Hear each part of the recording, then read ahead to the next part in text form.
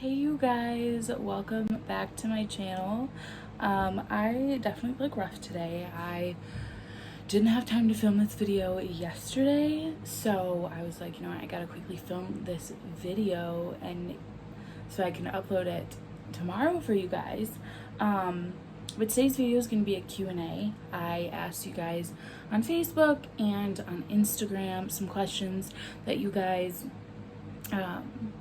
have had about either what's happened to me or just life in general. So I have my laptop, and there's like 6 or so questions that I picked just because they're kind of more serious, and they're just good, genuinely good questions. So the first one was, how's your mental health after facing death?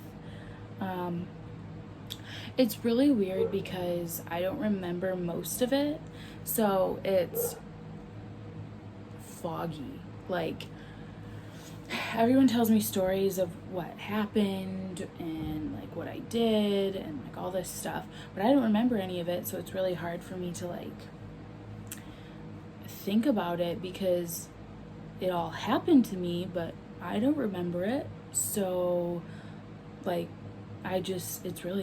it's difficult. I'm on the hunt for a therapist because the one I was seeing hasn't called me back, which stinks, but you know. Second question is, what's one thing you want to do now that you wouldn't have done before? That's a difficult question because I feel like I'm a pretty bold person as it is, so it's like, what's one thing that I would do now that I wouldn't have done? I would say probably just really focusing on friendship, because I've lost a lot of friendships because of what happened, which is really sad. And I've had a lot of friends tell me that that I talk about myself a lot now. And yeah, I definitely focus more on friendships and live more in the moment and be present with whatever's happening. Yeah, go on more trips during the summer and just be more spontaneous, probably. Third question is, what's one thing you learned from your near-death experience? You have to be patient. That's one thing that I learned because after I was out of the ICU and in a regular hospital room, I got so stir crazy and so antsy to go home that it was crazy. Like, I just learned that you've got to be patient. You've got to, I knew that my body had to heal, but I had no idea what from. Because at that point, I was like, I don't even know what happened. I don't remember anything. It was all so crazy that I was just like, what is going on? Patience. You've got to have patience for day-to-day life. You've got to have patience to find your person, which is what I'm working on right now, because I feel like, well, I say this a lot. I was like, well, now that I almost died, I'm like, I need to get I need to have a relationship. I need to get married. I need to, do all these fast-paced things when all I need to do is be patient and wait for God's timing, which is crazy, but patience. What was the scariest thing or things while you were in the hospital? A big one was not being able to have my mom or any family with me because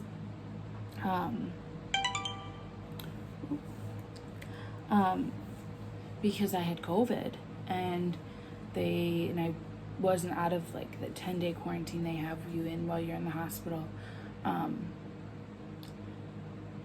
So I couldn't have anybody, and being in the ICU, they don't let anybody up there, especially serious cases of COVID like mine.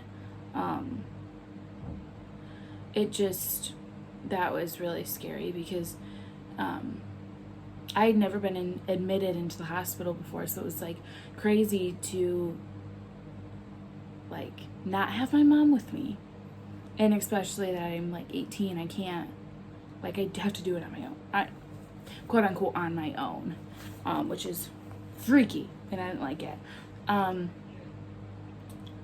Also, another part was all these doctors telling me things that I had no clue what it was, and I did not understand.